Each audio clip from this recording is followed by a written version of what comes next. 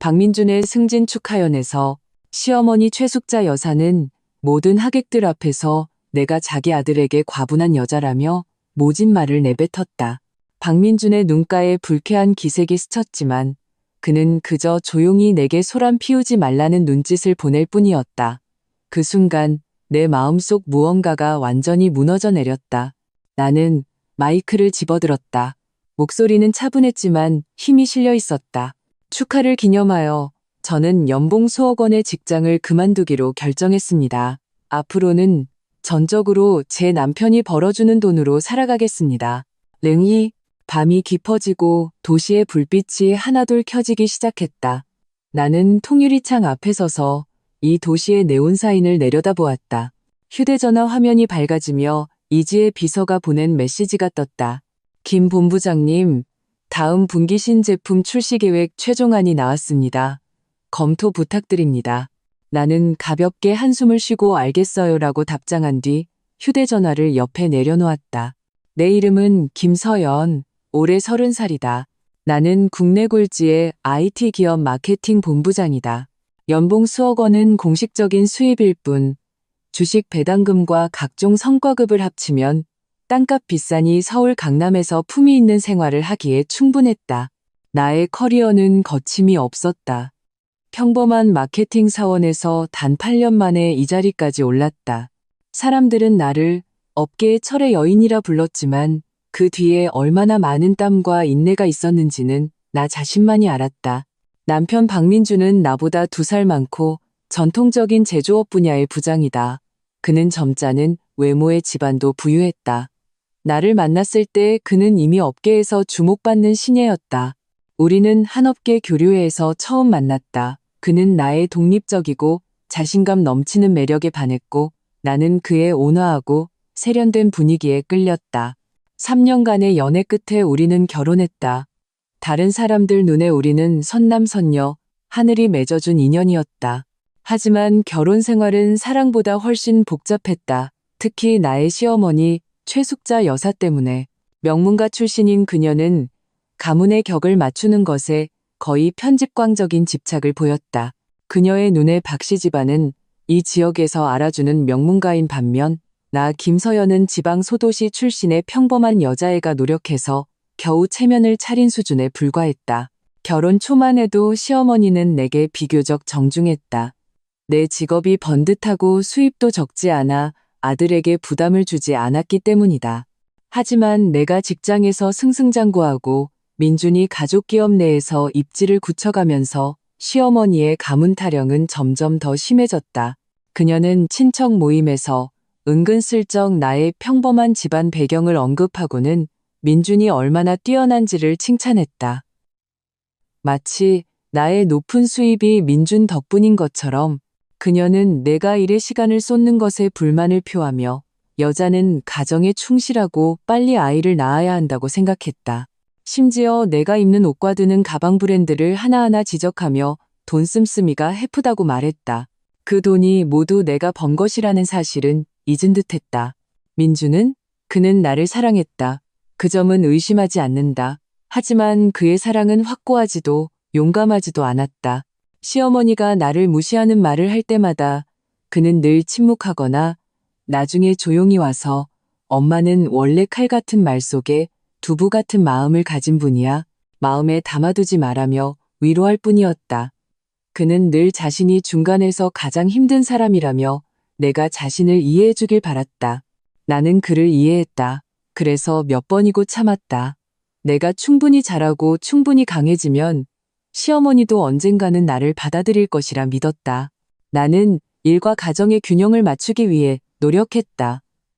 밤늦게까지 야근하고 집에 돌아와서도 다음날 아침 일찍 일어나 민준의 아침밥을 차렸다. 나는 집안의 각종 생활비를 자발적으로 부담했고 시어머님께 고가의 선물을 사드리기도 했다. 그저 진심 어린 인정 한마디를 듣고 싶어서였다.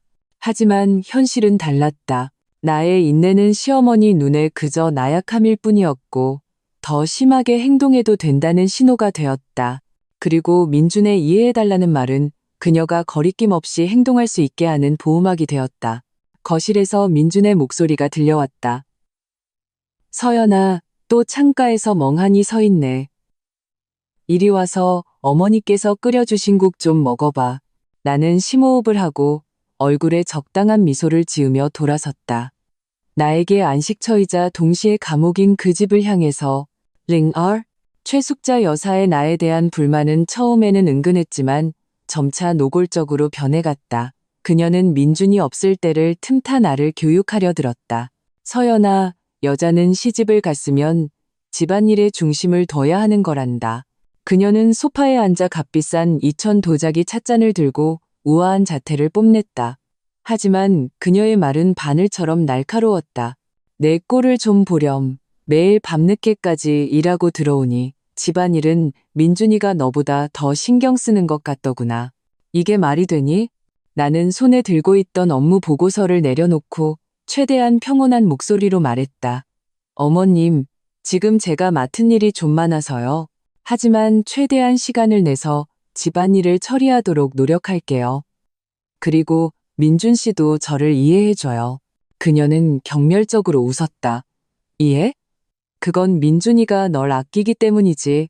하지만 아끼는 건 아끼는 거고 사는 건 사는 거잖니? 박 씨 집안은 평범한 집안이 아니고 우리 민준이도 보통 사람이 아니야. 장차가업을 이어받을 아이란다. 밖으로만 놔두는 사람이 아니라 현명한 내조자가 필요해. 밖으로만 놔두는 사람이라는 단어에는 명백한 폄하의 의미가 담겨 있었다. 마치 내 커리어는 그녀의 눈에 아무 가치도 없는 것처럼. 마음속에서 분노가 치밀었지만 나는 꾹 참았다. 시어머니와 정면으로 부딪혀봤자 결국 민준만 곤란해질 것이고 그는 언제나 자기 어머니 편을 들 것이라는 걸 잘 알았기 때문이다. 어머님, 최대한 둘 다 잘 해내도록 노력하겠습니다. 나는 딱딱하게 대답했다. 둘 다 잘해? 내가 보기엔 넌 둘 다 못할 것 같은데. 그녀는 찻잔을 내려놓으며 목소리를 높였다. 우리 박 씨 집안이 며느리를 들인 건 밖에서 얼굴 팔고 다니라고 들인 게 아니야. 민준이가 이제 사업도 점점 더 잘 되고 앞으로 접대 자리도 많아질 텐데 누군가는 그의 식사와 일상생활을 챙겨주고 집안을 잘 돌봐야지. 지금의 너는 그 애의 짝이 될 자격이 없어. 자격이 없어. 그 세 글자는 칼날이 되어 나의 모든 위장을 단번에 꿰뚫었다. 나는 주먹을 꽉 쥐었고 손톱이 살을 파고들 것만 같았다. 나는 연봉이 수억 원이고 나만의 커리어가 있다. 가정을 꾸리기 위해 노력하고 남편에게 잘했다. 도대체 내가 어디가 자격이 없다는 말인가? 단지 내가 소위 말하는 명문가 출신이 아니기 때문인가? 그날 밤 나는 이 일을 민준에게 털어놓으며 그의 지지를 기대했다. 그는 이야기를 다 듣고 나서 그저 피곤한 듯 미간을 찌푸렸다. 서연아, 그냥 어머니 말씀에 일일이 신경 쓰지 않으면 안 돼? 그분은 옛날 분이라 생각이 좀 보수적이시잖아. 마음에 담아두지 마. 그의 목소리에는 피로감이 묻어났지만 나를 위해 분노하는 기색은 조금도 없었다. 내가 당신에게 어울리지 않는다고까지 말했는데 신경 쓰지 말라고? 나는 조금 흥분했다. 에이, 어머니가 그냥 지나가는 말로 하신 거겠지. 무슨 나쁜 뜻이 있겠어. 다 우리 잘 되라고. 네가 집에 좀 더 신경 썼으면 하는 마음에 그러신 거겠지. 민주는 문제의 본질을 피하며 심지어 시어머니의 모진 말을 선의로 해석했다. 너처럼 바쁜 사람이 정말 매일 부엌에서 요리하고 싶겠어? 그냥 말로만 그러시는 거지. 나는 그를 바라보며 문득 그가 너무나 낯설게 느껴졌다. 그는 항상 이렇게 큰 일을 작은 일로, 작은 일은 없는 일로 만들며 나의 상처와 분노를 가볍게 여겼다. 그는 모르는 것이 아니었다. 단지 마주하고 싶지 않았을 뿐이다. 그는 내가 참고 넘어가길 원했고 어머니의 말에 반박하려 하지 않았다. 아주 작은 변호조차도 이런 무언의 방관이 시어머니의 모진 말보다 내 마음을 더 차갑게 했다. 나는 깨달았다. 나의 결혼 생활이 내가 생각했던 것만큼 견고하지 않다는 것을. 우리 사이에는 영원히 아들 편에 서 있는 시어머니와 영원히 회피를 선택하는 남편이 가로막고 있었다. 그날 밤 나는 잠을 이루지 못했다. 나는 이 결혼을 위해 이렇게 많은 것을 바쳤는데 과연 무엇을 얻었는가에 대해 진지하게 생각하기 시작했다. 끝없는 억울함인가? 아니면 점점 시들어가는 자아인가? 나는 더 이상 이렇게 살 수 없다고 결심했다. 하지만 경솔하게 행동하지는 않았다. 나에게는 계기가 필요했다. 모든 사람이 진실을 똑똑히 볼 수 있는 계기가.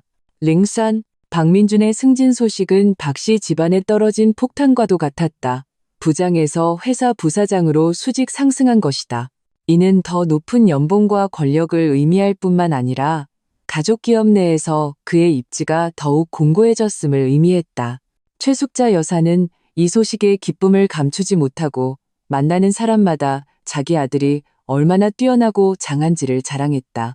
그녀는 심지어 성대한 승진 축하연을 준비하기 시작했고 집안의 모든 친척과 친구들은 물론 민준의 회사 고위 임원들과 중요한 사업 파트너들까지 초대했다. 그녀에게 이 연회는 단순히 민준의 승진을 축하하는 자리가 아니라 외부의 박씨 가문의 위상과 민준의 격에 맞는 위엄을 과시하기 위한 것이었다. 나에게도 민준의 승진은 물론 기뻐할 일이었다.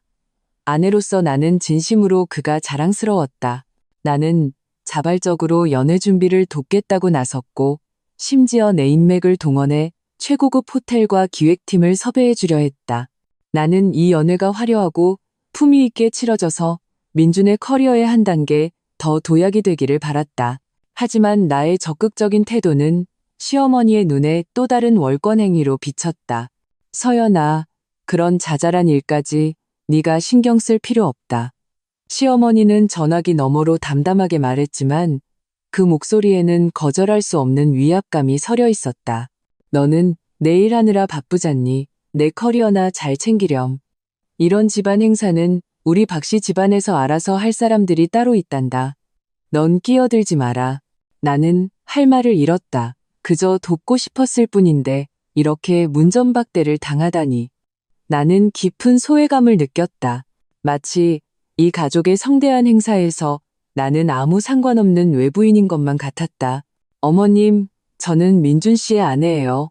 남편의 연애를 돕는 것은 제 몫이라고 생각해요. 나는 목소리에 힘을 주어 말했다. 내 몫? 시어머니는 차갑게 웃었다. 내 몫은 어서 빨리 아이를 낳아 박씨 집안의 대를 잇는 거지 여기서 이래라 저래라 하는 게 아니란다. 전화기 너머로 민준의 목소리가 들려왔다. 아마도 대화를 엿들은 모양이었다. 그가 전화를 가로챘다. 서연아, 괜찮아. 어머니 나름의 계획이 있으신 거니까 그냥 어머니 뜻에 따라줘. 너 요즘 일 때문에 힘들었잖아. 푹 쉬어. 연애 일은 내가 알아서 할게. 또 이런 식이었다. 그는 항상 휴식과 피로를 핑계로 나를 무마시켰다. 실제로는 가정에서 나의 참여 권리를 박탈하는 것이었는데도 말이다. 무력감이 밀려왔지만 마음속에 불만은 잡초처럼 무성하게 자라났다. 나는 더 이상 고집부리지 않고 그들 가족이 분주하게 움직이는 것을 조용히 지켜보았다. 시어머니는 민준을 데리고 예복을 맞추러 다니고 하객 명단을 짜고 메뉴와 주류를 결정했다. 하지만 명목상의 안주인인 나는 투명 인간처럼 철저히 배제되었다. 나는 나의 처지에 대해 더욱 깊이 생각하기 시작했다. 나는 민준을 위해 그렇게 많은 것을 헌신했지만 끝내 그의 가족으로부터 인정을 받지 못했다. 내 커리어가 아무리 성공적이라도 그들 눈에는 그저 밖으로 놔두는 일, 가정을 돌보지 않는 일일 뿐이었다. 나의 가치는 오직 박씨 집안의 아이를 낳아주거나 민준의 뒤에서 조용히 내조하는 현모양처가 되는 것에만 있는 듯했다. 자아도 목소리도 없는 도구처럼. 이런 인식은 나에게 전례 없는 압박감을 주었다. 나는 비밀리에 나의 자산을 정리하고 미래를 다시 설계하기 시작했다. 나의 수억 원 연봉, 주식 배당금, 각종 투자 수익들. 이것들은 모두 박씨 집안과 무관한 나의 독립적인 기반이었다. 나는 이것들이 나의 안전망이라고 생각했었지만 이제는 그것들이 나의 자유라는 것을 깨달았다. 나는 모든 계획을 마음속에 숨겼다. 겉으로는 여전히 직장에서 카리스마 넘치고 집에서는 상냥하고 사려 깊은 김서연이었다. 나는 심지어 자발적으로 우아한 드레스를 골라 연애에서 가장 완벽한 모습으로 나타날 계획이었다. 하지만 나는 이 완벽함이 단지 가짜라는 것을 알고 있었다. 이 화려해 보이는 연회 뒤에서 소리 없는 전쟁이 곧 시작될 것이었다. 링스 승진 축하연은 예정대로 시내에서 가장 호화로운 5성급 호텔인 신라호텔 연회장에서 열렸다. 나는 짙은 파란색 벨벳 롱드레스를 입고 심플하지만 값비싼 진주 액세서리를 매치했다. 메이크업은 정교했고 분위기는 우아했다. 나는 민준의 팔짱을 끼고 연회장 입구에 서서 손님들을 맞이했다. 민준은 오늘 맞춤 제작한 검은색 정장을 입고 의기양양했으며 얼굴에는 미소가 가득했다. 그는 계속해서 하객들에게 나를 소개하며 얼굴에 자랑스러운 기색을 띄었다. 하지만 그 자랑스러움은 시어머니 최숙자 여사가 다가오자 순간 미묘하게 변했다. 최 여사는 오늘 특별히 신경 써서 차려입었다. 화려한 고급 한복을 입고 온갖 보석으로 치장했다. 그녀는 민준의 곁에 서서 환한 미소로 손님들을 맞이하며 영락없는 안주인 행세를 했다. 하객들이 나의 분위기가 좋고 능력이 뛰어나다고 칭찬할 때마다 그녀는 은근슬쩍 끼어들었다. 그럼요, 우리 서연이가 일은 참 잘하죠. 너무 바빠서 집안일을 돌볼 틈이 없어서 그렇지 우리 민준이처럼 사업과 가정을 다 챙길 줄 알아야 하는데 말이죠. 그녀의 말에는 항상 미묘한 폄하의 의도가 담겨 있었다. 나는 미소를 유지하려 애썼지만 마음속의 냉기는 점점 짙어졌다. 나는 민준이 시어머니의 이런 언행에 대해 그저 난처한 눈빛을 보낼 뿐 아무런 제지도 하지 않는다는 것을 알아차렸다. 그는 이미 익숙해진 듯했고 심지어 이것이 어머니의 애정 표현 방식 중 하나라고 생각하는 것 같았다.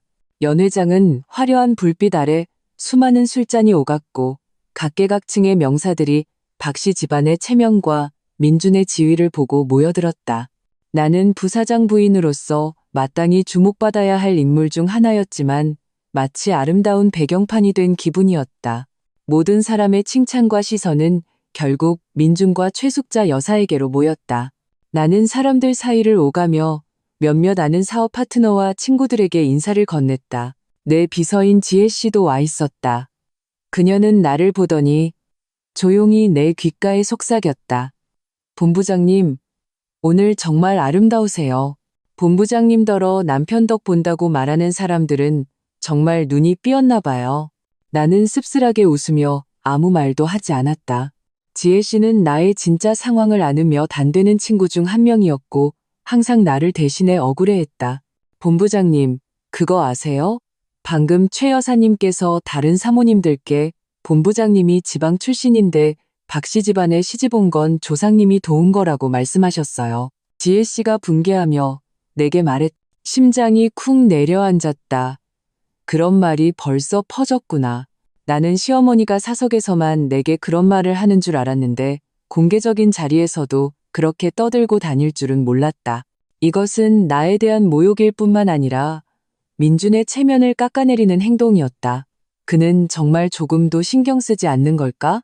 나는 멀리 있는 민준을 보았다. 그는 한 무리의 사람들에게 둘러싸여 웃고 떠들고 있었다. 그는 너무나 화려하고 의기양양해 보였고 내가 겪고 있는 모든 것을 전혀 알아채지 못하는 듯했다. 전례 없는 피로감이 몰려왔다. 지난 몇 년간 나는 계속 노력했다. 그에게 어울리는 사람이 되기 위해, 그의 가족에게 녹아들기 위해 내가 충분히 뛰어나고 충분히 인내하면 그들의 존중을 얻을 수 있을 것이라 믿었다. 하지만 이제 보니 그건 나만의 헛된 기대였을 뿐이다. 술이 몇 순배 돌고 연애는 절정으로 치달았다. 사회자가 박민준 부사장과 그의 어머니 최숙자 여사를 무대 위로 모시고 축사를 청했다. 우레와 같은 박수 소리가 터져나왔다. 민준과 최 여사는 스포트라이트 아래에서 유난히 빛나 보였다. 나는 무대 아래에서 이 모자, 무즈를 바라보며 마음속 감정이 극도로 복잡해졌다. 최 여사가 먼저 마이크를 잡고 환한 미소로 하객들에게 감사를 표했다. 그녀의 목소리는 크고 자신감 넘쳤으며 말 속에는 아들에 대한 자부심이 가득했다. 그녀는 민준의 성장 과정을 회상하기 시작했다. 어릴 적의 영특함부터 대학 시절의 우수한 성적, 그리고 직장에서의 성실함까지 그녀는 민준을 흠잡을 데 없는 완벽한 가문의 자랑으로 묘사했다. 내 마음은 조금씩 가라앉았다. 앞으로 나올 말이 그다지 좋지 않을 것이라는 예감이 들었다. 역시나 그녀의 시선은 나에게로 향했다. 그 눈에는 알아차리기 힘든 경멸이 서려 있었지만 목소리는 오히려 더 커졌다. 우리 민준이가 오늘 이 자리에 설 수 있었던 것은 본인의 노력도 있었지만 대대로 이어진 저희 박씨 가문의 복 덕분이기도 합니다. 물론 그녀의 시선이 장내를 훑고 마침내 내게 고정되었다. 입가에 의미심장한 미소가 걸렸다. 그의 곁에 있는 사람의 지지도 있었겠지요. 하지만 듣기 싫은 소리를 좀 하자면 어떤 여자들은 말이죠. 배경이 좀 부족해서 우리 박씨 집안에 시집 온 것만으로도 조상님이 도운 겁니다. 우리 민준이에게는 과분한 복이죠. 연회장의 분위기는 순간 얼어붙었다. 모든 사람의 시선이 일제히 나에게로 쏠렸다. 뺨이 불타는 듯 아팠다. 마치 누군가에게 세게 뺨을 맞은 것 같았다. 동정, 호기심 또는 고소해하는 눈빛들이 느껴졌다. 민주는 옆에 서서 얼굴이 굳어 있었다. 그는 가장 먼저 나를 보았고 그 눈빛에는 소란 피우지 마. 지금은 때가 아니야라고 말하는 듯한 경고가 담겨 있었다. 그 순간 나의 모든 인내, 모든 억울함, 모든 불만이 정점에 달했다. 나는 무대 위에서 거만하게 모든 사람의 시선을 즐기고 있는 시어머니를 보았다. 그리고 나를 위해 나서주지 못하고 눈빛을 피하는 남편을 보았다. 갑자기 내가 광대처럼 느껴졌다. 마음속에서 무언가 와르르 무너져 내렸다. 나는 더 이상 민준의 보호가 필요하고 박씨 집안의 인정을 받아야 하는 김서연이 아니었다. 나는 김서연, 연봉 수억 원을 받는 독립적인 김서연이다. 나는 심호흡을 했다. 몸속에서 전례 없는 힘이 솟아났다. 나는 천천히 무대를 향해 걸어갔다. 한 걸음 한 걸음이 단호하고 힘찼다. 나는 민준의 눈에서 당황함을, 시어머니의 얼굴에서 경악을 보았다. 나는 무대 가장자리로 걸어가 모두가 놀란 눈으로 쳐다보는 가운데 사회자의 손에서 마이크를 넘겨받았다. 랭호, 마이크의 차가운 감촉에 정신이 번쩍 들었다. 나는 장내가 거의 죽은 듯이 조용하고 가끔 들리는 수군거림만이 귓가에서 윙윙거리는 것을 느꼈다. 모든 사람의 시선이 내게 집중되었다. 그 눈빛에는 심사, 호기심, 그리고 약간의 기대감이 섞여 있었다. 민준의 얼굴은 이미 완전히 변해 있었다. 그는 내 곁에 서서 눈빛으로 나를 제지하려 했다. 그 눈빛에는 초조함이 가득했지만 그보다 더 큰 것은 책망과 통제였다. 마치 내가 이 순간에 나서는 것이 그에게 문제를 일으키고 그의 체면을 깎는 일이라는 듯이.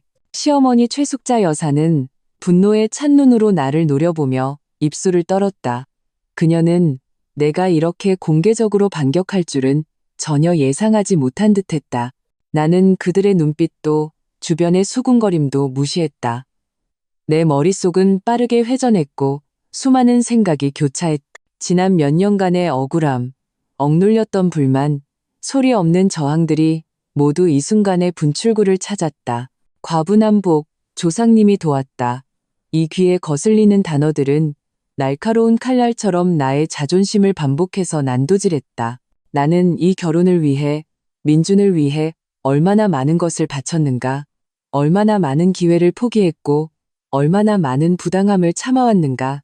나는 사랑이 모든 것을 초월하고 계층의 차이를 메우고 완고한 마음을 녹일 수 있다고 믿었다. 하지만 이제야 깨달았다. 어떤 사람들 눈에는 당신은 영원히 외부인이자 덕본 사람일 뿐이라는 것을, 당신이 아무리 잘해도 그들의 편견을 바꿀 수는 없다는 것을. 민준, 나의 남편, 그는 좋은 사람인가? 아마도 그럴 것이다. 하지만 그는 좋은 동반자는 아니었다. 그는 어머니의 강압에 익숙했고 나의 인내에 익숙했다. 그는 단 한 번도 진정으로 내 편에 서서 그의 가족으로부터 오는 공격을 막아준 적이 없었다. 그가 말하는 사랑이란 나의 순종과 인내 위에 세워진 것에 불과했다. 내가 조금이라도 반항하는 기색을 보이면 그는 내가 철없고 대의를 생각하지 않는다고 여겼다. 오늘 이렇게 중요한 자리에서 모든 하객들 앞에서 시어머니는 나에게 가장 직접적이고 악랄한 모욕을 주었다. 그리고 민준, 그가 할 수 있었던 것은 고작 소란 피우지 말라는 눈빛을 보내는 것뿐이었다. 소란 피우지 말라고? 내가 왜 소란을 피우면 안 되는가? 나의 존엄성, 나의 가치는 그렇게 하찮은 것인가? 내 마음은 완전히 차가워졌다. 나는 마이크를 들었지만 손목은 태산처럼 흔들림이 없었다. 나는 무대 아래의 익숙한 얼굴들을 보았다.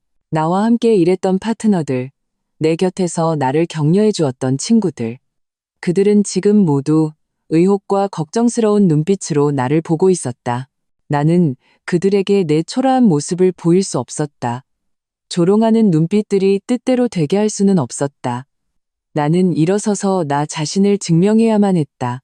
나는 심호흡을 하고 입가에 옅은 미소를 지었다. 그 미소에는 알아차리기 힘든 냉소가 섞여 있었지만 동시에 이상할 정도로 차분해 보였다. 내 시선은 민준을, 최숙자 여사를 스쳐 마침내 무대 아래 모든 하객들의 얼굴에 닿았다. 어머님께 감사드립니다. 그리고 민준 씨에게도 또 이 자리에 와주신 모든 하객분들께도 감사드립니다. 내 목소리는 마이크를 통해 연회장의 모든 구석에 선명하게 울려 퍼졌다. 그것은 히스테릭한 분노도 억울함을 호소하는 슬픔도 아니었다. 차분함 속에 단호함이 깃든 목소리였다. 민준의 얼굴은 더욱 창백해졌다. 그는 손을 뻗어 나를 잡으려는 듯했지만 나는 교묘하게 피했다. 시어머니 최숙자 여사는 입술을 달싹이며 무언가 말하려 했지만 내 다음 말에 입을 다물었다. 오늘은 정말 축하할 만한 날입니다. 나는 잠시 말을 멈추고 시선을 다시 최숙자 여사의 얼굴에 고정했다. 그녀의 눈에는 불안감이 가득했다. 민준 씨가 부사장으로 승진했으니 정말 경사스러운 일이죠. 제 남편의 이 중요한 이정표를 축하하고 또 방금 어머님의 가르침에 부응하기 위해 나는 잠시 말을 멈춰 모든 사람의 궁금증을 자아냈다. 공기 중에는 긴장감이 감돌았다. 모두가 숨을 죽이고 내 다음 말을 기다렸다. 민준의 이마에는 이미 가는 땀방울이 맺혀 있었다. 그는 무언가 예감한 듯했지만 어쩔 수 없었다. 나는 다시 민준을 보았다. 그는 애원하는 듯한 눈빛으로 나를 보며 입을 다물어 주길 바라는 것 같았다. 하지만 나는 이미 결심을 굳혔다. 내 입꼬리가 살짝 올라갔고 눈빛은 단호하고 맑았다. 저 김서연은 제가 받는 연봉 수억 원의 직장을 그만두기로 결정했습니다. 오늘부터는 전적으로 제 남편이 벌어주는 돈으로 살아가겠습니다. 이 말이 나오자마자 연 회장은 순식간에 발칵 뒤집혔다. 링라우. 내 말이 끝나자마자 연 회장은 잠시 죽음과 같은 정적에 휩싸였다. 이내 여기저기서 숨을 들이켜는 소리와 수군거림이 터져나왔다. 모든 사람의 시선이 나에게서 민준에게로 그리고 다시 최숙자 여사에게로 향했다. 그들의 얼굴에는 충격, 의아함, 그리고 심지어 흥미진진하게 구경하는 듯한 기색이 가득했다. 민준의 얼굴은 순간 돼지간처럼 붉어졌다. 그는 갑자기 내 팔을 붙잡고 목소리를 낮춰 거의 이를 악물고 말했다. 김서연, 너 미쳤어? 당장 마이크 내려놔. 최숙자 여사 또한 얼굴이 새하얘졌다. 그녀는 내가 공개적으로 이런 말을 할 줄은 꿈에도 몰랐을 것이다. 그녀는 나를 가리키며 너무 화가 나서 말을 잇지 못했다. 입술을 떨다가 겨우 한마디 내뱉었다. 너희 되바라진 것, 너 무슨 헛소리야.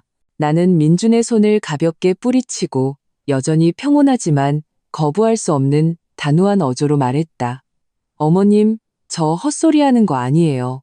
방금 어머님께서 제가 박씨 집안에 시집 온 건 과분한 복이고 조상님이 도운 거라고 하셨잖아요. 또 여자는 시집 가면 가정에 충실하고 아이 낳고 남편 내조하며 살아야지 밖으로 나돌면 안 된다고 하셨잖아요. 제가 너무 바빠서 집안일을 돌보지 못한다고도 하셨고요. 내가 한마디 할 때마다 최숙자 여사의 얼굴은 한 겹씩 더 창백해졌고 민준의 몸은 한 뼘씩 더 굳어갔다. 나는 그들을 보며 마음속에 아무런 파동도 느끼지 못했다. 오직 오랜만에 느껴보는 상쾌함뿐이었다. 그렇다면 저는 차라리 사직하고 완전히 가정으로 돌아가서 온 마음을 다해 남편을 내조하고 아이를 키우겠습니다. 민준 씨가 밖에서 마음 편히 일할 수 있도록요. 이게 바로 어머님께서 항상 바라시던 거 아니었나요? 나는 미소를 지으며 장내를 훑어보았다. 방금 전까지만 해도 구경하는 표정이었던 하객들은 이제 모두 생각에 잠긴 표정을 짓고 있었다. 그리고 연봉 수억 원의 직장을 그만두는 것에 대해서는 나는 잠시 말을 멈추고 더욱 차분하고 자신감 넘치는, 심지어는 미세한 자부심까지 섞인 어조로 말했다. 사실 저에게는 그다지 큰 손실도 아닙니다. 어차피 제가 지난 몇 년간 모은 자산과 자원만으로도 일을 하지 않아도 걱정 없이 살 수 있을 정도니까요. 심지어 박씨 집안 몇 대는 먹여 살릴 수도 있을 겁니다. 직장에서 계속 고생하는 것보다 이 기회에 인생을 좀 즐기고 제가 정말 하고 싶었던 일들을 하는 편이 낫겠지요. 이 말은 사직하고 남편에게 의지하겠다는 말보다 훨씬 더 폭발적이었다. 이 말은 나를 나약하고 의존적인 사람으로 보이게 하기는커녕 오히려 나의 막강한 경제력과 독립적인 인격을 드러냈다. 시어머니의 덕받다는 주장을 완전히 박살내고 역으로 민준과 그의 가족을 난처한 상황에 빠뜨렸다. 장내에서는 즉시 더 큰 웅성거림이 일었다. 많은 사람들이 김서연이 유능한 커리어우먼이라는 것은 알았지만 연봉 수억 원 뒤에 이토록 막대한 자산이 숨겨져 있을 줄은 전혀 예상하지 못했다.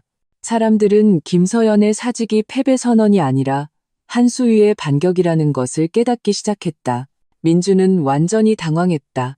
그는 내가 평소에 재테크 계획이 있다는 것은 알았고 지난 몇 년간 투자를 꽤 했다는 것도 알았지만 구체적으로 얼마나 되는지는 전혀 물어본 적이 없었다. 지금 내가 공개적으로 이런 말을 한 것은 그의 뺨을 세게 후려친 것과 다름없었다. 그는 나를 끌고 가려 했지만 나는 꿈쩍도 하지 않았다. 민준 씨, 더 할 말 있어요? 나는 고개를 돌려 날카로운 눈빛으로 그를 쳐다보았다. 민준은 입을 벌렸지만 한마디도 하지 못했다. 그의 이미지는 의기양양한 부사장에서 아내에게 공개적으로 망신당한 남편으로 전락했다. 최숙자 여사가 마침내 정신을 차렸다. 그녀는 나를 가리키며 격분하여 소리쳤다. 김서연, 너 돈 좀 있다고 잘난 줄 알지 마. 너 지금 우리 박씨 집안 명예를 더럽히는 거야. 민준이를 협박하는 거라고? 나는 차갑게 웃었다. 박씨 집안 명예를 더럽힌다고요? 저는 단지 사실을 말했을 뿐입니다. 민준 씨를 협박한다고요? 어머님 너무 과민 반응하시는군요. 저는 그저 어머님의 가르침에 따라 전업주부가 되겠다고 했을 뿐입니다. 제가 그렇게 하는 걸 원하지 않으셨나요? 내 말이 끝나자 최숙자 여사는 즉시 할 말을 잃었다. 그녀는 이전까지 입만 열면 나에게 가정으로 돌아가라고 했지만 내가 정말 그렇게 하겠다고 하자 오히려 받아들이지 못했다. 왜냐하면 그녀가 원했던 것은 박씨 집안에 의존하고 자아가 없는 며느리였지 막강한 경제력을 가지고 언제든 떠날 수 있는 독립적인 여성이 아니었기 때문이다. 나는 마이크를 조용히 내려놓고 민준을 깊은 눈으로 바라보았다. 그 눈빛에는 실망과 결의가 가득했다. 하객 여러분, 제 인생의 이 중요한 순간을 지켜봐 주셔서 감사합니다. 오늘부터 저는 인생의 새로운 장을 시작하려 합니다. 여러분께서도 저를 축복해 주시길 바랍니다. 말을 마친 나는 더 이상 아무도 쳐다보지 않고 우아하게 무대에서 내려왔다. 나는 사람들 속에서 충격과 흥분이 뒤섞인 눈으로 나를 보는 비서 지혜 씨를 보았다. 그녀는 나를 향해 엄지손가락을 치켜세웠다. 나는 그녀를 향해 살짝 미소 짓고 뒤도 돌아보지 않고 연회장을 떠났다. 뒤에는 떠들썩한 소란과 극도로 난처해진 박씨 집안 모자의 모습이 남았다. 내 마음은 평온했고 심지어 약간의 해방감마저 느꼈다. 나는 그 위선적인 평화를 완전히 찢어버렸지만 동시에 마침내 나 자신을 위한 진정한 자유를 얻었다는 것을 알았다. 나의 사직은 끝이 아니라 시작이었다. 자아와 존엄, 그리고 반격에 관한 완전히 새로운 장이 시작이었다. 랭치, 나는 연회장을 나왔다. 뒤돌아보지 않았다. 등 뒤에서 민준이 다급하게 나를 부르는 소리가 들렸지만 나는 못 들은 척했다. 그날 밤 나는 집에 들어가지 않고 시내 중심가에 있는 내 오피스텔로 바로 갔다. 몇 년 전 내 저축과 투자 수익으로 몰래 사둔 곳으로 나만의 개인적인 공간이었다. 민준과 시어머니는 이 사실을 전혀 몰랐다. 휴대전화는 민준의 전화와 메시지로 폭발할 지경이었다. 그는 처음에는 초조해하다가 분노로, 그리고 나중에는 협박과 애원으로 바뀌었다. 김서연, 도대체 원하는 게 뭐야? 오늘 네가 박씨 집안에 얼마나 큰 망신을 줬는지 알아? 당장 돌아와서 해명해. 서연아, 나를 이렇게까지 몰아붙이지 마. 서연아, 네가 상처받은 건 알지만 그래도 그런 자리에서 그런 말을 하면 어떡해. 나는 단 한 통도 답장하지 않았다. 내가 반응하는 순간 다시 그의 끝없는 변명과 회유에 휘말리게 될 것이라는 걸 잘 알았다. 나는 이제 진절머리가 났다. 다음 날 아침 최숙자 여사에게서도 전화가 걸려왔다. 목소리에는 분노와 질책이 가득했다. 김서연, 네가 이제 아주 날개가 돋쳤구나. 감히 민준이 승진 축하연에서 그 애한테 망신을 줘? 당장 돌아와서 무릎 꿇고 사과해. 나는 조용히 전화를 끊었다. 진짜 폭풍이 곧 닥칠 것이라는 것을 알았다. 역시나 정오가 되기 전에 민준이 최숙자 여사를 데리고 내 오피스텔 건물 아래로 쳐들어왔다. 그들은 내 정확한 호수를 몰랐기 때문에 아래층에서 시끄럽게 소란을 피우며 이웃들의 구경거리가 되었다. 나는 현관문 렌즈를 통해 내려다보았다. 민준은 초조한 얼굴이었고 최 여사는 위층을 가리키며 온갖 욕설을 퍼붓고 있었다. 내가 분수를 모른다느니 여우 같다느니 하는 말들이었다. 나는 문을 열지 않았다. 대신 변호사에게 전화를 걸어 오래전에 준비해둔 이혼 서류 절차를 시작했다. 내 상황을 들은 변호사는 조금 놀랐지만 곧바로 업무에 돌입했다. 그는 내가 충동적인 사람이 아니며 이런 결정을 내렸다면 필시 깊은 고민 끝에 내린 것임을 알았다. 김 대표님, 준비되셨습니까? 변호사가 물었다. 네, 준비됐습니다. 나는 단호하게 대답했다. 나의 사직 선언은 재계에 큰 파장을 일으켰다. 우리 회사 박 대표님께서 직접 전화를 걸어 아쉬움과 함께 나를 만류했다. 김 본부장, 정말 그만두는 건가? 지금 회사가 얼마나 중요한 시기인지 알잖아. 김 본부장은 우리에게 정말 중요한 사람인데 박 대표님의 목소리에는 아쉬움이 가득했다. 대표님, 그동안 저를 키워주신 회사에 정말 감사합니다. 하지만 저는 이미 결심했습니다. 내 어조는 단호했다. 하지만 제가 사직하더라도 맡고 있던 중요한 프로젝트들은 모두 순조롭게 인수인계를 마칠 겁니다. 제 개인적인 거취에 대해서는 당분간 비밀로 하고 싶습니다. 박 대표님은 한숨을 쉬었다. 그는 내 성격을 잘 알았고 내가 한번 결정을 내리면 쉽게 바꾸지 않는다는 것을 알았다. 하지만 그는 여전히 포기하지 않았다. 만약 창업할 생각이라면 회사에서 투자하는 것도 고려해 볼 수 있네.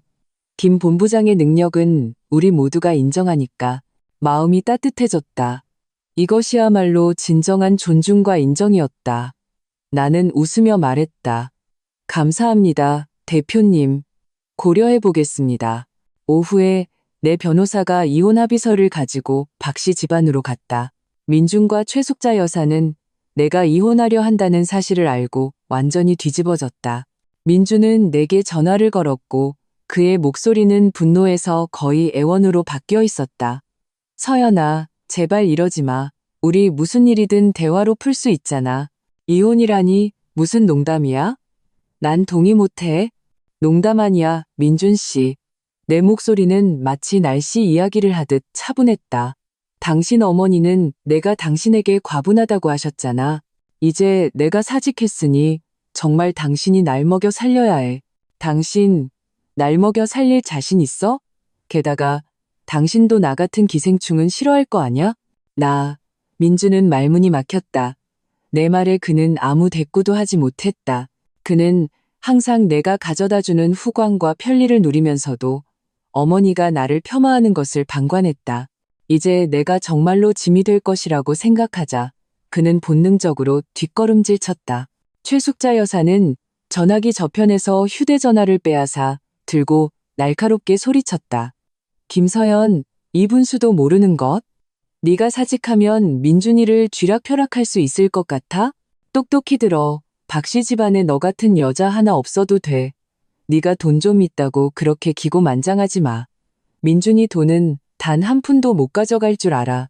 나는 가볍게 경멸적으로 웃었다. 어머님, 제가 민준 씨 돈이 필요할 거라고 생각하세요? 제 변호사가 어머님께 자세히 설명해 드릴 겁니다. 지난 몇 년간 제 자산과 민준 씨의 자산 중 어떤 것이 혼전 재산이고 어떤 것이 혼후 공동 재산인지요. 그리고 박씨 집안은 저는 한 번도 넘보려 한 적 없고 박씨 집안에서 무언가를 가져갈 생각도 해본 적 없습니다. 저는 그저 제 것을 되찾고 싶을 뿐입니다. 나는 전화를 끊었다. 얼굴에는 더 이상 미소가 없었다. 이 결혼은 처음부터 끝까지 불공정한 거래였다.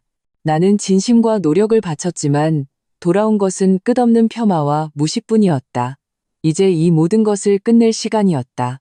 나는 컴퓨터를 켜고 지난 몇 년간 쌓아온 투자 포트폴리오와 창업 계획서를 정리하기 시작했다. 나의 사직은 진짜로 남편에게 의지하기 위함이 아니었다. 그것은 내가 오랫동안 계획해온 화려한 변신이었다.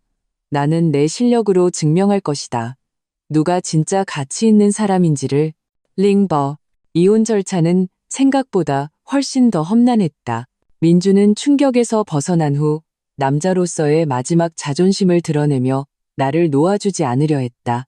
그는 먼저 감성적인 공세를 펼쳤다. 매일 꽃을 보내고 장문의 메시지를 보내며 우리의 행복했던 과거를 회상시키려 했다. 내가 이에 무관심하자 그는 가면을 벗고 흉악한 본색을 드러냈다. 그는 내가 이혼을 고집하면 나를 사회에서 매장시켜 버리겠다고 협박하기 시작했다. 그는 내가 일하면서 있었던 몇 가지 비밀을 알고 있다고 주장했고 심지어 박씨 집안의 힘을 동원해 내가 이 업계에서 다시는 발붙이지 못하게 하겠다고 암시했다. 김서연, 네가 사직했다고 다 끝난 줄 알지 마. 네 커리어가 누구의 보호 아래서 오늘날의 성공을 이뤘는지 잊지 마. 그는 전화기 너머로 지배욕 가득한 목소리로 포효했다. 나는 차갑게 웃었다. 박민준, 내 커리어는 내 능력으로 이룬 거야. 당신의 보호가 아니라. 만약 진흙탕 싸움을 하고 싶다면 나도 얼마든지 상대해주지. 하지만 잘 생각해봐. 내 변호인단이 만만한 사람들이 아니거든. 그리고 당신이 말하는 그 소위 비밀들이 정말 나를 무너뜨릴 수 있을 것 같아? 나의 냉정하고 강경한 태도에 민주는 당황했다. 그는 아마도 자신 앞에서 항상 참고 양보하던 아내가 이렇게 단호한 면을 보일 줄은 상상도 못했을 것이다. 최숙자 여사는 더욱 격분했다. 그녀는 한편으로는 내가 감히 먼저 이혼을 요구했다는 사실을 받아들일 수 없었고 다른 한편으로는 내가 정말로 박씨 집안의 재산을 나누어 가질까봐 걱정했다. 그녀는 사방에 헛소문을 퍼뜨리기 시작했다. 내가 바람기가 많고 돈 때문에 민준과 결혼했다가 이제 민준이 실직하자 돈을 챙겨 도망가려 한다는 것이었다. 하지만 그녀는 잊고 있었다. 나의 인맥과 사회적 관계가 박씨 집안에 뒤지지 않는다는 것을. 그 헛소문들은 곧 내 친구들과 동료들에 의해 거짓임이 밝혀졌다. 우리 회사 박 대표님은 심지어 한 업계 모임에서 공개적으로 나의 직업윤리와 인품을 칭찬하며 최 여사의 비방을 간접적으로 반박해 주었다. 변호사의 도움을 받아 나는 차근차근 재산 분할을 시작했다. 민주는 처음에는 강경한 태도를 보이며 나의 혼전 재산과 혼후 투자 수익 모두 부부 공동재산이라고 주장했다. 하지만 내 변호인단은 이미 내 자산 명세와 투자 증빙 자료를 명확하게 정리해 두었다. 모든 자금 출처는 합법적이었고 심지어 내 투자의 상당수는 결혼 전 혹은 혼전 자산을 이용해 이루어진 것으로 민준과는 아무런 관련이 없었다. 변호사가 두꺼운 증거 자료를 내밀었을 때 민준과 최 여사는 할 말을 잃었다. 그들은 내가 그저 돈 좀 버는 평범한 직장인이라고 생각했지만 내가 이미 여러 채의 부동산과 상당한 주식 투자를 보유한 숨겨진 자산가일 줄은 몰랐던 것이다. 나의 연봉 수억 원은 빙산의 일각에 불과했다. 박민준 씨, 김서연 씨의 자산은 당신의 상상을 훨씬 뛰어넘습니다. 내 변호사가 차분하게 말했다. 그리고 김서연 씨는 박 씨 집안이나 당신에게 단 한 번도 나쁜 마음을 품은 적이 없습니다. 그녀가 사직한 것은 단지 자신의 존엄을 지키기 위함이었고 당신들이 그녀가 결코 덕본 사람이 아니라는 것을 깨닫게 하기 위함이었습니다. 민준의 얼굴은 극도로 굳어졌다. 그는 자신이 줄곧 나를 얕보고 심지어 마음대로 조종할 수 있는 부속품처럼 여겼다는 것을 깨달았다. 이제 그 부속품이 자신을 훨씬 뛰어넘는 능력과 부를 보여준 것이다. 최숙자 여사는 분노로 온몸을 떨었다. 그녀는 나를 가리키며 한참 만에 한마디 쥐어짰다. 너, 이 사기꾼, 이렇게 많은 돈을 숨기고 있었다니. 나는 옅게 웃었다. 어머님, 저는 누구를 속인 적이 없습니다. 제 돈은 한 푼 한 푼 제가 힘들게 번 것입니다. 단지 박 씨 집안에서는 제 재산을 자랑할 가치도 제 능력을 인정받을 가치도 없다고 생각해서 조용히 있었을 뿐입니다. 하지만 조용한 것이 없다는 뜻은 아니죠. 결국 명백한 증거 앞에서 민주는 타협할 수밖에 없었다. 그는 나에게서 단 한 푼도 나누어 받지 못했을 뿐만 아니라 오히려 그의 혼외정사 증거가 내 변호사에게 잡히면서 이것은 증거를 수집하던 중 우연히 발견한 것으로 이혼에 주된 이유는 아니었지만 그의 명예를 실추시키기에는 충분했다. 상당한 액수의 위자료를 내게 지불해야 했다. 민준의 커리어 또한 이로 인해 큰 타격을 입었다. 그의 추문이 회사 고위층에 알려졌고 승진 축하연에서의 추태와 최 여사의 온갖 부정적인 언행이 더해져 그의 부사장 자리는 곧 허울뿐인 자리가 되었고 결국 사직하게 되었다. 박 씨 집안의 명성도 이로 인해 땅에 떨어졌고 과거의 명문가라는 후광은 완전히 빛을 잃었다. 이혼 서류를 손에 쥔 순간 온몸이 가벼워지는 것을 느꼈다. 울지도 웃지도 않았다. 그저 전례 없는 평온함과 자유를 느꼈을 뿐이다. 나는 마침내 그 억압적인 결혼 생활에서 그 끝없는 억압과 폄하에서 벗어났다. 나는 덕본 것이 아니었다. 단지 잘못된 사람과 결혼했을 뿐이었다. 링지어. 이혼 후의 나날들은 그 어느 때보다 충실하고 자유로웠다. 나의 사직 선언은 충동적인 결정이 아니라 내가 오랫동안 계획해온 것이었다. 나는 직장에서 쌓은 경험과 인맥, 그리고 나의 풍부한 자금을 바탕으로 나만의 회사를 창업했다. 여성의 독립적인 IP 육성과 콘텐츠 제작에 집중하는 플랫폼이었다. 내 플랫폼은 출시되자마자 폭넓은 관심을 받았다. 나는 예리한 시장 통찰력과 효율적인 실행력으로 회사를 빠르게 업계에 안착시켰다. 나는 더 이상 누구의 눈치도 볼 필요가 없었다. 나의 모든 결정은 오직 나와 내 팀을 위한 것이었다. 내 삶 또한 다채로워졌다. 나는 바쁜 업무 때문에 포기했던 그림 그리기와 여행이라는 취미를 다시 시작했다. 예전에 가고 싶었지만 시간이 없어서 가지 못했던 많은 곳을 여행했고 뜻이 맞는 많은 친구들을 사귀었다. 민준과 박 씨 집안을 떠나자 나의 세상은 오히려 더 넓어졌다. 반면 민준과 최숙자 여사의 삶은 혼란에 빠졌다. 민준은 사직 후 몇 차례 창업을 시도했지만 모두 실패로 끝났다. 그는 박 씨 집안의 보호와 내 뒤에서의 지원에 익숙해져 있었고 그것들이 사라지자 한 걸음도 나아가기 힘들었다. 그의 능력은 그 자신이 생각했던 것만큼 뛰어나지 않았다. 이혼 파문으로 인한 평판하락까지 더해져 그는 곧 의기소침해졌다. 최숙자 여사는 이중의 타격을 입었다.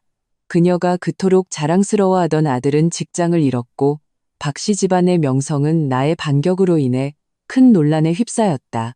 예전에 그녀 앞에서 아첨하던 친척과 친구들은 이제 모두 그녀를 피했다. 그녀가 그토록 자랑하던 가문의 격은 이제 가장 큰 웃음거리가 되었다. 한 번은 내가 지혜 씨와 한 카페에서 애프터눈티를 마시다가 우연히 길 건너편에서 전단지를 돌리고 있는 민준을 보았다. 한때 의기양양했던 그는 이제 초췌한 얼굴에 피로와 낙담이 가득한 눈빛을 하고 있었다. 나는 다가가지 않고 멀리서 한번 쳐다보기만 했다. 마음속에는 고소함이 아니라 약간의 감회가 스쳐 지나갔다. 지혜 씨가 내 손을 잡으며 감탄했다. 본부장님, 보세요. 이게 진짜 해방이에요. 그때 본부장님의 선택은 정말 옳았어요. 나는 고개를 끄덕였다. 맞아, 지혜씨. 진정한 자유는 외적인 치장이 아니라 내면의 풍요로움과 독립이야. 최숙자 여사도 나를 되찾으려 시도한 적이 있었다. 하지만 그녀의 방식은 여전히 비난과 거만함으로 가득했다. 그녀는 내게 전화를 걸어 민준이 지금 매우 불쌍하다며 부부였던 정을 생각해서 그를 좀 도와달라고 했다. 김서연, 너무 매정하게 굴지 마라. 하루를 부부로 살아도 100일의 정이 있다는데 네가 보고만 있으면 되겠니? 그녀의 목소리는 도덕적인 강요로 가득했다. 나는 전화기 너머로 여전히 거만한 그녀의 목소리를 들으며 실소가 나왔다. 어머님, 잊으셨어요? 제가 박씨 집안의 과분한 복을 받은 거고 조상님이 도와서 민준 씨와 결혼한 거라고 하셨잖아요. 그렇다면 제가 지금 어떻게 그를 도울 수 있겠어요? 그랬다가는 그가 또 제 덕을 보는 셈이 되잖아요. 내 목소리는 평온했지만 한 글자 한 글자가 뼈를 때렸다. 그리고 어머님은 항상 제가 전적으로 민준 씨에게 의지해 살기를 바라셨잖아요. 지금이야말로 그가 스스로를 부양하기 위해 노력할 때인데 제가 왜 그를 방해해야 하죠? 최숙자 여사는 내 말에 할 말을 잃고 화를 내며 전화를 끊었다. 내 회사는 점점 더 성장했고 나의 개인적인 가치 또한 전례 없이 빛을 발했다. 나는 더 이상 박민준의 뒤에 있는 김서연도 최숙자 여사의 입에 오르내리는 덕본 며느리도 아니었다. 나는 그저 김서연, 자신의 능력으로 멋진 인생을 살아가는 독립적인 여성이었다. 나는 더 이상 과거를 피하지 않았고 과거의 인내를 후회하지도 않았다. 왜냐하면 바로 그 경험들이 나에게 인간 본성의 진실을 보게 했고 나를 더욱 단호하게 자아 각성의 길로 이끌었기 때문이다. 내가 그만둔 것은 단지 연봉 수억 원의 직장이 아니었다. 그것은 나에게 속하지 않았던 거짓된 체면과 억압이었다. 내가 되찾은 것은 나의 존엄, 나의 자유, 그리고 나의 인생이었다. 10년 후, 내 회사는 이미 업계의 선두주자가 되었고 기업 가치는 수천억 원에 달했다. 나는 올해의 뛰어난 여성 기업가로 선정되어 경제 잡지에 표지를 장식했다. 그 사진 속에 나는 자신감 있고 여유로웠으며 눈빛에는 지혜와 힘이 가득했다. 한 업계 정상회담에서 나는 특별 초청 연사로 주제 발표를 하게 되었다. 나는 무대 아래에서 뜻밖에도 민준의 모습을 발견했다. 그는 구석진 자리에 앉아 낡아서 색이 바랜 정장을 입고 쓸쓸한 표정을 짓고 있었다. 아마도 어느 작은 회사의 대표로 이곳에 기회를 찾으러 온 듯했다. 우리의 시선이 공중에서 잠시 마주쳤다. 그는 나를 보며 복잡한 눈빛을 보냈다. 후회, 부러움, 그리고 깊은 무력감과 자괴감이 섞여 있었다. 나는 그저 그에게 가볍게 고개를 끄덕인 후 시선을 거두고 발표를 계속했다. 내 발표 내용은 여성이 어떻게 직장과 삶에서 자아 가치를 실현하고 어떻게 용감하게 독립과 자유를 추구할 것인가에 관한 것이었다. 나는 과거의 결혼 생활을 언급하지 않았지만 말 한마디 한마디에는 나의 지난 경험에 대한 깊은 성찰과 정리가 담겨 있었다. 진정한 풍요는 통장 잔고의 숫자가 아니라 내면의 충만함과 정신의 자유입니다. 나는 청중을 향해 말했다. 우리는 어떤 꼬리표에도 얽매여서는 안 됩니다. 남의 덕을 받든 못 받든 우리는 우리에게 속하지 않은 그 정의들을 찢어버리고 가장 진실한 자기 자신으로 살아갈 용기를 가져야 합니다. 무대 아래에서는 올해와 같은 박수가 오랫동안 이어졌다. 발표가 끝난 후 민준이 무대 뒤로 와서 망설이다가 나를 불렀다. 서연아. 그의 목소리는 약간 잠겨 있었고 과거의 의기양양함은 온데간데 없었다. 나는 걸음을 멈추고 평온하게 그를 바라보았다. 박민준 씨, 무슨 일이시죠? 박민준 씨라는 세 글자에 그의 몸이 눈에 띄게 굳었다. 나 그냥 너한테 미안하다고 말하고 싶었어. 그는 고개를 숙이며 후회 가득한 목소리로 말했다.